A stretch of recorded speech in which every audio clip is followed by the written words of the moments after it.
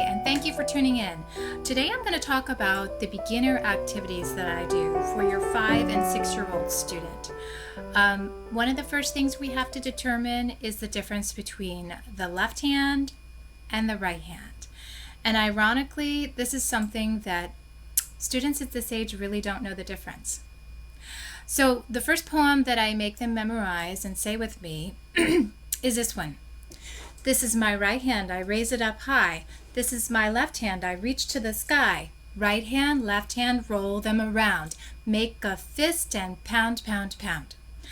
So we do that every lesson at the beginning of the lesson to help them cement the idea of this being their left and this being their right. The next thing we have to teach in a beginner lesson for the young beginner is finger numbers, because without knowing them, it's difficult to teach them how to play a song on the piano. Basically, the finger numbers are 1, 2, 3, 4, 5. Different from guitar. This is 1 in guitar. And then the left hand, 1, 2, 3, 4, 5. So one of the first things I do with them is I have them do this game with me, which many of you are probably familiar with. I changed the wording just a little bit. Put your hands behind your back and we're going to sing. Where is one man? Where is one man? Here I am, here I am. How are you today, sir? Very well, I thank you. Run away, run away. And we go to two man.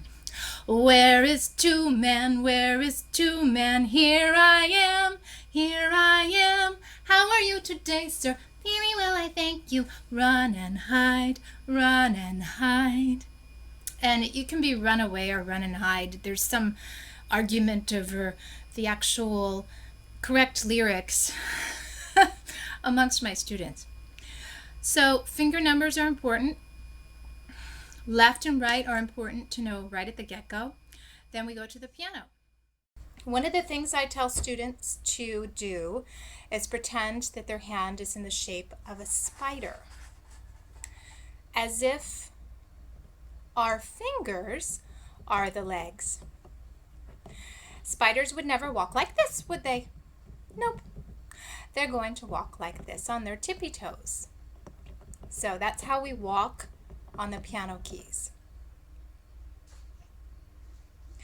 The next thing that I do with them is we do a poem called Stone on the Mountain, which I borrowed from the Faber, My First Piano Adventure book.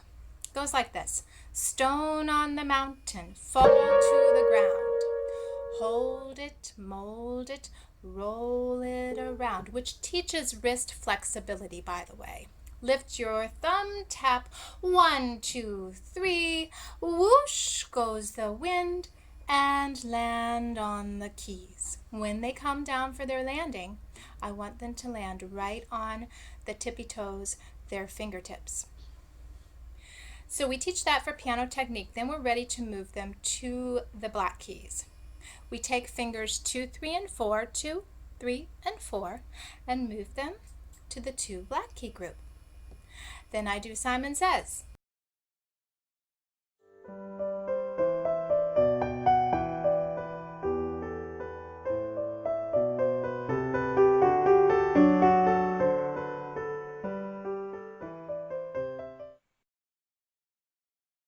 Simon Says, right hand, play 2, 3, 4.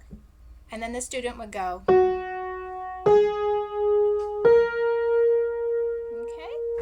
It may even be hard for them to coordinate how I don't do this. And it may be that when one of their fingers goes down, the others want to come down with that finger. So all of these take a lot of detailed instruction, which I provide during the lesson, such as when your 2 goes down, make sure it goes up at the same time that your 3 is going down. Make sure it goes up high. That will really help the young student. Then when your 4 goes down, make sure that your 3 comes up really high.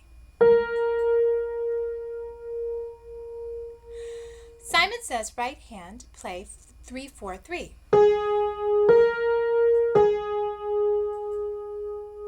And of course, sometimes I forget to say Simon Says, and the student is not supposed to do it. Those are a few of the games that I play at the very beginning.